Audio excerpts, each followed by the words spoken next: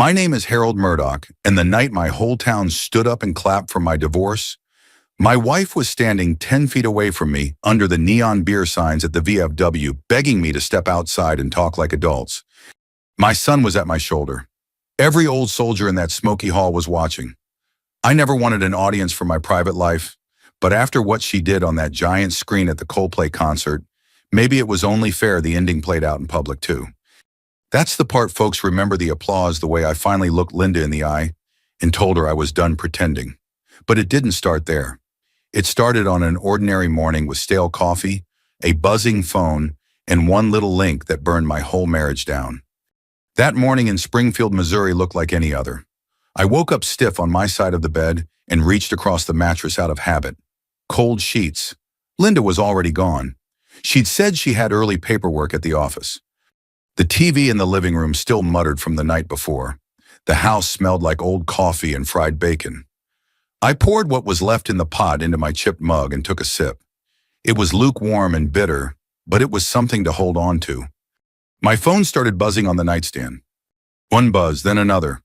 Then it rattled across the wood like it wanted off the table. By the time I picked it up, the screen was full. Ray Hubble Howell. You seen this, my cousin Mike call me ASAP. Dorothy from church, we're praying for you. God is with you in this storm. You don't wake up to prayer texts unless something's gone real wrong. Ray's message had a link. Local news site. My thumb hovered a second. I remember thinking, please let this be politics or some celebrity nonsense. I tapped it. The headline said, Kiss Cam couple at Coldplay concert goes viral. Under it was a still frame, two people on a jumbotron wrapped around each other under yellow lights. I knew that hair. I knew that jaw. I knew the way her shoulders hunched when she laughed. I zoomed in even though my gut already knew. It was Linda. My wife of 32 years smiling up at some other man like a teenager, his arm tight around her waist. Bigger than life on a stadium screen in Massachusetts, now on a website half of Missouri, reads with their eggs and toast. For a second, all the sound dropped out. The TV, the fridge, the cars out on Kearney gone. All I could hear was my own breathing. Then the comments loaded. Man, they just stole the whole show. Whoever her husband is, I feel sorry for him. Pretty sure that's Linda from Ozark County Title in Springfield. My name wasn't there yet, but I could feel it coming. The phone rang. Dad. Jake. 28 living up in Kansas City, but right then he sounded 12. Yeah, bud, I'm here, I said. Dad, is that Mom? I shut my eyes. That image of Linda on the jumbotron was burned in there. I could have lied, blamed the angle, the internet, whatever.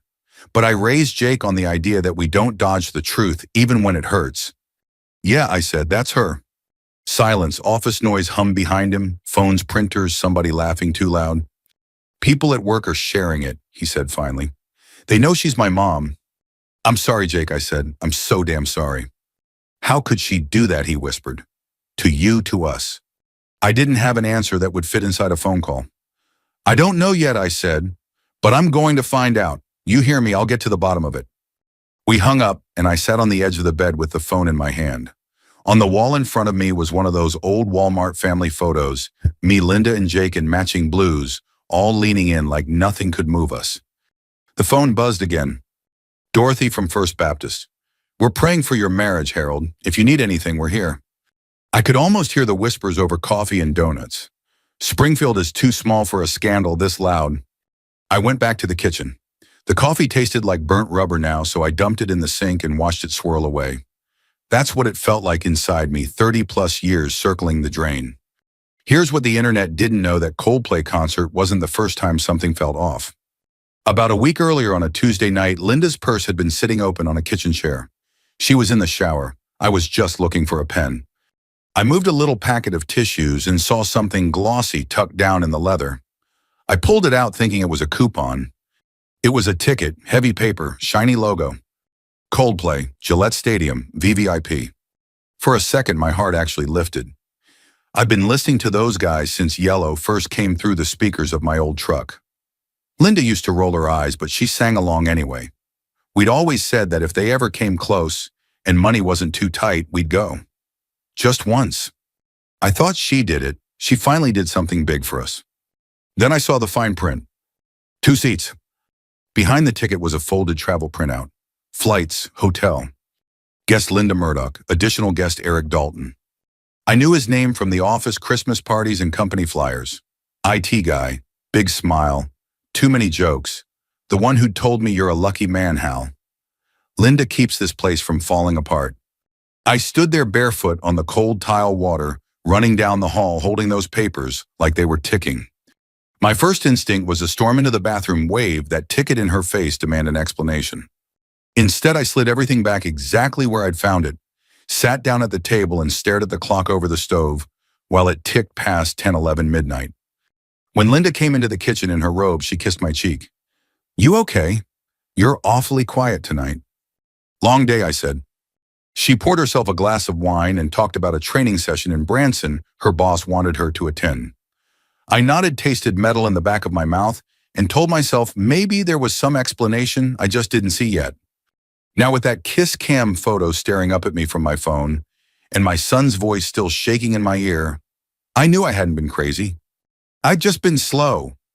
My phone was still buzzing with links, pity, and gossip when something inside me finally quit bending. If the whole world wanted to watch my wife and her boyfriend under those bright lights, then fine. I was going to make damn sure those lights stayed on long enough for everybody to see exactly who they really were. I didn't leave the house right away. I must have sat there another 20 minutes just staring at the phone, watching the notifications stack up like a bad debt. Every buzz felt like a nail being hammered deeper. Finally, I grabbed my keys, wallet, and jacket and walked out to my old Ford F-150. The morning air in Springfield was cool and sharp, the kind that usually woke me up. Not that day. That day, everything felt muted. I pulled into the lot at Ozarks Federal Credit Union, the place I've parked 1,000 times before. I wasn't going in, just needed somewhere quiet that wasn't my kitchen table or the bedroom where Linda used to sleep beside me. I sat there with the engine off, the silence so thick I could hear my own heartbeat. I opened my laptop on the steering wheel. Not because I wanted to work, I knew damn well I couldn't concentrate, but because I needed something solid to hold on to, something familiar. Emails, bank statements, travel confirmations, little breadcrumbs of a life that apparently had a whole secret side I'd been too trusting to see. The first thing I checked was her work schedule. The Branson retreat she mentioned, according to her shared calendar, it didn't exist.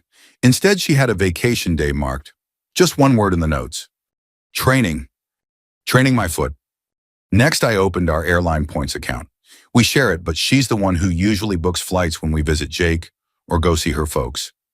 Right there in the history, 2 tickets purchased a week earlier. Not to Branson, not to St. Louis, not even Kansas City. Boston. Straight shot into Logan Airport. The date matched the Coldplay concert exactly. I leaned back and rubbed my face. It's strange how betrayal doesn't land all at once. It hits in waves, shock, disbelief, anger, then back around to disbelief again. My phone buzzed. It was Jake. "Dad, you okay? I saw some guy at work scrolling through the video. I had to walk out." "I'm sorry you're mixed up in this," I said. "I'm not mixed up in it. Mom put me in it." The bitterness in his voice wasn't something I'd heard before. It made my throat tighten. "You want me to come down tonight?" he asked. "I can leave after work." "No, son," I said softly. "Not yet. Let me get my head straight first." "Okay, but if you need me, you call. I don't care what time." That right there nearly cracked me in half. You raise a kid hoping he grows into a man you're proud of. You don't expect him to be the one holding you together one morning in a credit union parking lot. After we hung up, I opened a tab on my laptop and started searching for Coldplay concert live streams. Somebody always records those things. Sure enough, I found a full upload from the previous night, 2.5 hours long. I clicked to the Encore Yellow. I used to play that song on the radio in my workshop. Linda would lean in the doorway, pretending not to like it. Jake used to sit on the counter, kicking his little sneakers against the cabinet doors, humming along. Now, hearing it through tinny laptop speakers, it felt like the song itself was turning on me. The camera panned across the crowd, people crying, laughing, waving their phones, and then a flash of blonde hair, a hand on someone's shoulder. I paused, it scrubbed back, played it again slower. There they were, Linda and Eric, bright as day in the sweep of the concert lights, his arm around her, her face tilted up to him, laughing, not nervous, not distant, comfortable. like they'd done it before. My stomach dropped. This wasn't a moment of weakness. This wasn't a drunken mistake. This was routine. I closed the live stream and just sat there breathing the cab of the truck, feeling smaller by the minute. That's when I remembered something else, something from 2 nights earlier. Linda had come home late. I'd been half asleep on the couch and she'd smelled like hotel soap. She'd said she spilled coffee on her blouse at work and rinsed it out. At the time, I believed her. Now I wasn't so sure. I clicked over to our credit card statements, scrolled down. There it was, a charge from a rundown motel on Highway 65, dated months earlier. Right around Jake's birthday, when Linda had said she needed to pick something up and would meet us later at the restaurant. I'd sat there with a cake and candles while Jake asked where his mom was. Now I knew exactly where she'd been. A hot pressure built behind my eyes. I pressed my palms against them and forced myself to breathe. I wasn't going to fall apart in a parking lot. Not here, not now. My phone buzzed again. A text from Ray. "Hal, you hear anything else? Folks at VFW are already talking. Call me when you can." Of course they were. Of course the whole town was buzzing like a kicked hornet nest. Springfield doesn't get a lot of big news. A hometown marriage blowing up on a stadium screen. That's enough to keep the coffee shop chatter going for weeks. I needed answers. Concrete ones. Not images, not guesses. Truth I could hold in my hands. So I drove home, grabbed Linda's travel folder from the drawer she always used and looked through every sheet inside. Boarding passes, hotel confirmation, restaurant receipts from a place way outside the city center. Eric's signature on one of the slips. I stared at that ink for a long, long time. There's a certain kind of calm that comes when you hit bottom, a cold, steady feeling that tells you the worst has already landed. I felt that then. The shock was gone. The hurt was there, yes, but it was no longer drowning me. Now it was fueling me. Because if Linda and Eric thought they could run around behind my back, use my trust like a doormat, break our son's heart, and still walk away with clean hands, they didn't know me at all. I gathered every receipt, every screenshot, every email. I lined them up on the table. One truth after another. A whole trail they never bothered to hide. Then I looked at that kiss cam picture one more time. If they want the spotlight, I whispered, I'll give them the whole damn show. By the time Linda got home that afternoon, the sun was already lowering behind the rooftops on our street. The house was quiet, too quiet, and I think she felt it the second she stepped through the door. Hal, her voice called out small and shaky. "Are you home?" I was sitting at the kitchen table with the receipts, the flight confirmations, and the kiss cam photo all spread out in front of me like a crime board. I didn't answer right away. I just listened to her feet hesitating on the laminate one step, pause another step. She appeared in the doorway, still in her work clothes, face pale and blotchy from crying. "Oh my God," she whispered when she saw the papers. "Hal, please, please listen." She rushed forward like she was going to take my hands, but I lifted one palm and she froze. Her breath caught. It's not what it looks like," she stammered. I swear to you, it was a stupid moment. The camera caught us weird and Eric was just..." "Linda," I said quietly, "stop." She bit her lip hard enough to turn it white. "Hal, you have to believe me. You're my husband." I leaned back in the chair. "Then start by telling me why a Branson retreat sent you to Boston." Her jaw dropped. She hadn't realized I already knew that part. "I can explain," she whispered. I shook my head. "I don't need explanations. I need truth. And the truth's been here longer than last night." Her whole body sagged. For a second, I thought she'd collapse. She pressed one hand to the back of a chair like she needed support just to stand. "Hal," she said, voice cracking, "I made a mistake." "Which month?" I asked. "February, April." "The motel on Highway 65, or were you working your way through the calendar?" Something inside her broke then. She sank into the chair across from me and started to cry. Not silent tears, but sharp, ugly sobs. I didn't move to comfort her. 32 years of marriage teaches you how your partner cries, and this wasn't regret. This was fear. Not fear of losing me, fear of losing what came with me. My phone buzzed on the table between us. "Jake." Linda looked at the caller ID and let out a sound somewhere between a gasp and a whimper. "Don't answer," she whispered. "Please, Hal, don't tell him." I stared at her. "He already knows." She broke again, shoulders shaking, hands covering her face. "Oh God. Oh God, what have I done? For the first time all day, something like anger rose up, not the hot kind, but the cold kind that clears your thoughts. She wasn't crying because she'd hurt us. She was crying because people found out. I stood from the table. I need air. She reached toward me. Hal, please don't leave. We can fix this. We can go to counseling. We can... I stepped back before she touched me. Linda, don't. Just don't. I walked out the front door, letting the screen bang shut behind me. The sky had gone full Missouri evening, thin blue light cicadas warming up for their nightly chorus, the smell of someone grilling 3 houses down. I stood on the porch and called Jake. He answered on the first ring. Dad, his voice was tight, nervous. She's home, I said. And yeah, she admits some of it. Not all, but enough. A long pause, then I'm coming down tonight. No, son, I said. Not tonight. You don't need to see her like this. I don't care how she looks, he snapped. I care about you. Those words almost undid me. I appreciate that. More than you know. But let me get my feet under me first. Another breath. Okay, but I'm driving down tomorrow after work. That's final. All right, I said softly. Tomorrow. We hung up and I sat on the porch steps, elbows on my knees, staring out at the street. Kids on bikes rode past, their laughter echoing off the mailboxes. A couple walked a dog. Normal life rolled on while mine was coming apart at the seams. That's when my phone rang again. Unknown number, local area code. I almost ignored it, but something told me to answer. Hal Murdoch, a woman's voice said. Yes. This is Marcy Dalton. My stomach tightened. Eric's wife. I assume you've seen the video, she said quietly. Yes, I replied. Hard to miss. Well, she continued, you should know. That wasn't the first time. I figured, I said. I have proof, she said. A lot of it. Texts, emails, receipts, even home security footage from my own house. Her voice went flat. They weren't careful. They didn't think they had to be. I didn't speak. I could hear her breathing on the other end, steady, not crying. This wasn't a woman calling for comfort. This was someone who'd moved past shock and was now ready for something else. I'm not calling to make you feel worse, she said.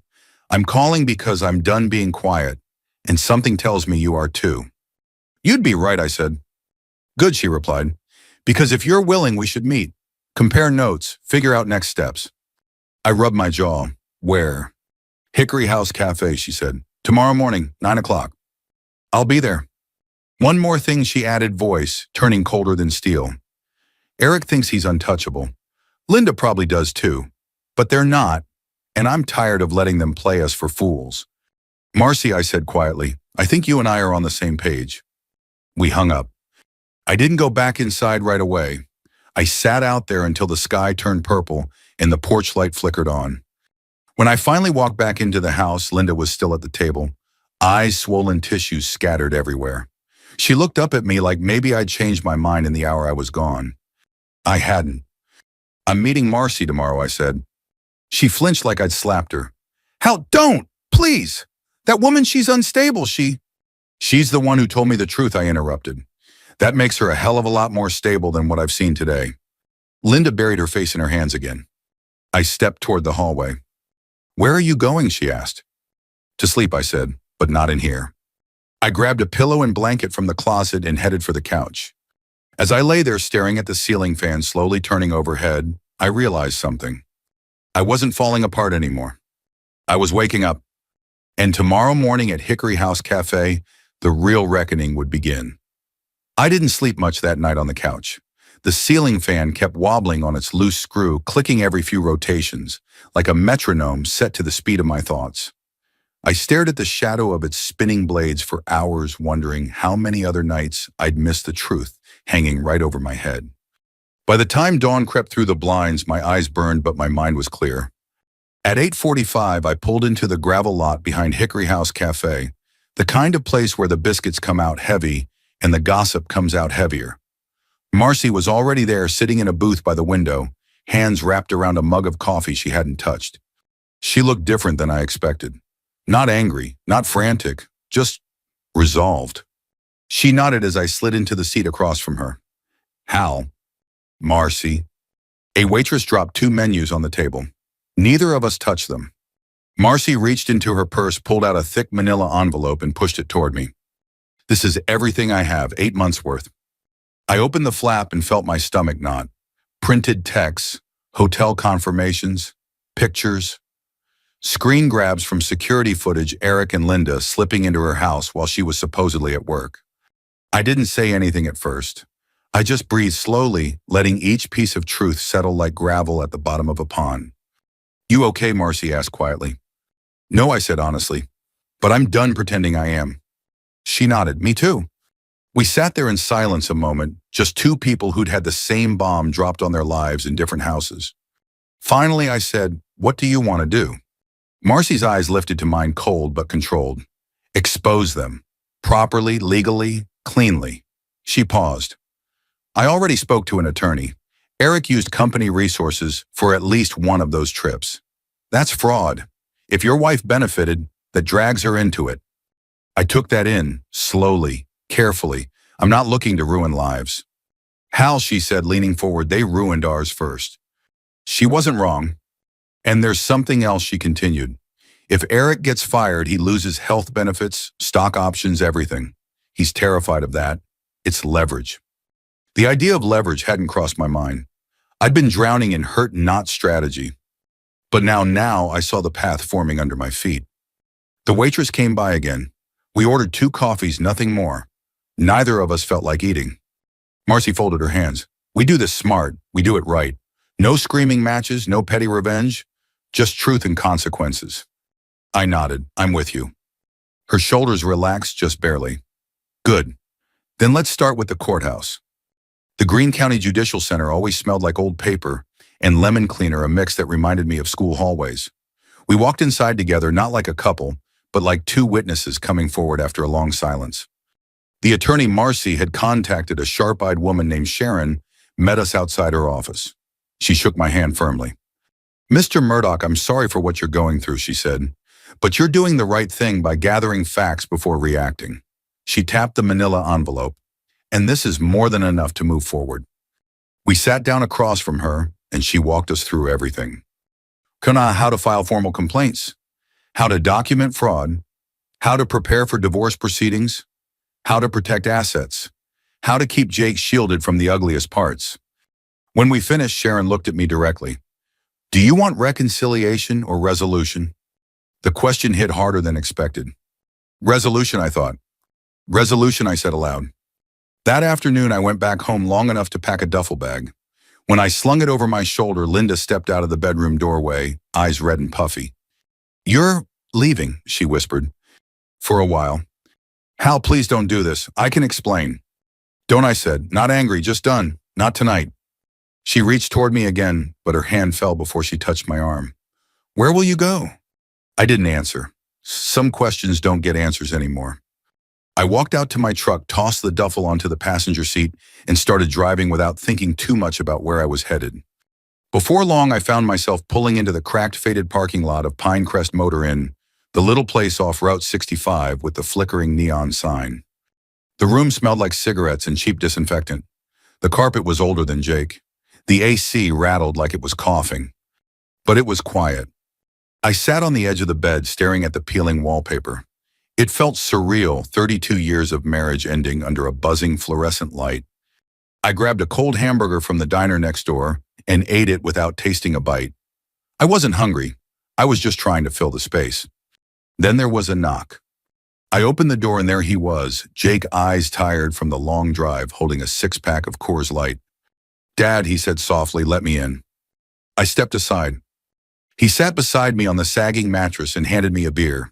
We cracked them open at the same time like we used to after yard work on Saturdays. "I called Mom," he said. "Told her she made her choice. Now I'm making mine." I looked at him, really looked at him, and saw the man he'd become, steady, loyal, angry on my behalf in a way I'd never expected. "Thanks, son," I said. My voice didn't shake, but it felt close. We sat there for a long while, the two of us drinking warm beer and letting silence do the talking. A few days later, the hearing began. Linda sat across the courtroom, hands folded, face blank. Eric was beside her, looking like a man trying to calculate how fast the ground was crumbling beneath him. Sharon presented the evidence, calm, thorough, precise. Linda's attorney tried to paint me as inattentive, distant, emotionally absent. Said the marriage had been struggling for years. But Sharon didn't raise her voice. She simply laid down each piece of truth. The receipts, the hotel stays, the misuse of company funds. By the time she finished, Eric looked like he wanted to crawl under the bench. His company's representative seated behind him was already shaking his head. Fraud, termination, possible charges. Linda trembled. Her hands kept nodding and unknotting in her lap. Mine stayed still. Jake sat behind me, a steady presence, the kind of strength only a son can give. When the judge ordered the final proceedings into motion, I felt something loosen inside my chest. Not relief exactly, but the first breath that didn't hurt. Outside the courthouse, Jake put a hand on my back. You did the right thing, Dad. For the first time in weeks, I believed him. And for the first time in years, I felt like I was standing on solid ground again. A week after the courthouse hearing, I found myself driving down Chestnut Expressway toward VFW Post 9872. The sun was dipping low, turning the tops of the buildings orange, the kind of warm Missouri evening that usually meant cold beer and good company. I'd avoided the VFW since the scandal broke, not because I was ashamed, at least not anymore, but because I wasn't sure what version of myself would walk through those doors. But that night, something told me I needed to go, needed to be seen, needed to reclaim the parts of my life Linda hadn't broken. Cars lined the gravel lot and the neon Pabst sign in the window flickered the way it always did. Familiar, simple, steady. I walked in and every conversation in the hall seemed to stop mid-sentence. Darts froze in midair. A few men turned on their stools. I could feel dozens of eyes on me, but not with pity, more like concern. And something else. Solidarity. Captain Frank, retired Army, 82 years old with a back straighter than mine, was the first to move. He pushed himself up from his chair at the bar, steadied his cane, and looked right at me. Then he started clapping. Slow, deliberate, echoing through the hall. One by one, others joined in. Not the loud, rowdy applause you hear at a ball game. More like a steady rhythm of respect, men and women who knew what betrayal looked like, who'd been through their own wars at home. I didn't know what to do with my hands. I finally settled them in my pockets and nodded. All right, I said softly. Okay, thank you. Ray Hubble made his way over and clapped my shoulder hard. Told you we had your back, brother. For the first time in a long while, I believed him. I grabbed a seat at an empty table near the wall. The hall slowly returned to its usual hum-shuffling chairs, low conversations, the sound of pool balls cracking together. And then the door opened again. Linda stepped inside. The room tensed instantly. Conversations cooled like someone had turned down a thermostat. Linda looked smaller than I remembered, like all the shine had worn off. Her eyes scanned the room until they landed on me. Hal, she said softly, walking forward. We need to talk. Before I could answer, another presence moved up beside me. Jake. He must have driven in early because I hadn't expected him until the weekend. He didn't touch me or say anything, just stood there, shoulder square, jaw tight. And suddenly I didn't feel alone at all. Linda hesitated at the sight of him. Her voice wavered. Hal, can we go outside, just you and me? I stood slowly, letting the chair legs scrape against the floor. The sound turned every head in the room. No, I said. She blinked. No, I repeated. Whatever you think you need to say, it doesn't change where we are. Not anymore. Her eyes glistened. I never meant for any of this. Linda, I said quietly but firmly, the whole country saw the truth. Jake saw the truth. But you and I, we lived with it long before the cameras did. A murmur passed through the room, agreement, sympathy, maybe even relief. Linda wiped her cheek. Can't we just talk? Please. We have talked, I said, for years, but I was the only one listening. She covered her mouth, holding back a sob. Go home, Linda, I said gently. Start over, however you can, but not with me. I sat back down. Jake remained standing a moment longer, making sure she understood she wasn't going to push past him either. When she finally left, the door closing behind her with a soft thud, the air in the VFW loosened. Conversations resumed slowly, respectfully. Then from the bar, old Frank grumbled loud enough for half the hall to hear. Well, if Coldplay ever comes back to Missouri, they better sell tickets for the drama section. Springfield's got more plot twists than cable TV. The whole place erupted in laughter. Even I cracked a smile. Jake pulled up a chair beside me. You okay, Dad? I exhaled deeply. Yeah, I said. For the first time in a long time, yeah, I think I am. We ordered 2 Cokes, neither of us felt like drinking that night, and sat for a while listening to the hum of voices around us. Ordinary voices. People who'd lived enough life to know heartbreak doesn't end you unless you let it.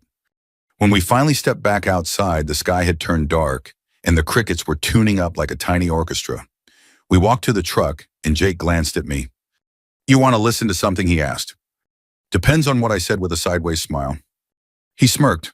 "Nothing too emotional, maybe just a classic." He climbed in, plugged in his phone, and a soft piano intro filled the cab. Coldplay. "Fix You." I laughed under my breath. "You sure about this?" Jake shrugged. "They didn't ruin the song, Dad. They just changed who I hear it with." We sat there for a moment listening. The lights of the VFW glowed behind us like a warm memory instead of a painful one. And something settled inside me, something calm. Not forgiveness, not yet, maybe not ever. But peace. Real peace. I started the engine and we pulled out of the lot, the music low, our windows down to let the summer night in. As the chorus rose, I realized something simple and true. Betrayal doesn't just break a marriage. It shows you who still stands beside you when the lights come on. And sometimes, that's more than enough to start again. If you've listened this far, if any piece of my story felt familiar to you, just know you're not alone. Life hits hard at our age, sometimes harder than we expect. But there's always a way forward, and there's always someone willing to walk with you, even if it's not the person you thought it would be. If this story meant something to you, feel free to stay a while, share your thoughts, or subscribe for more. We're all just trying to make sense of the mess and find a little truth to hold on to. Thanks for sticking with me.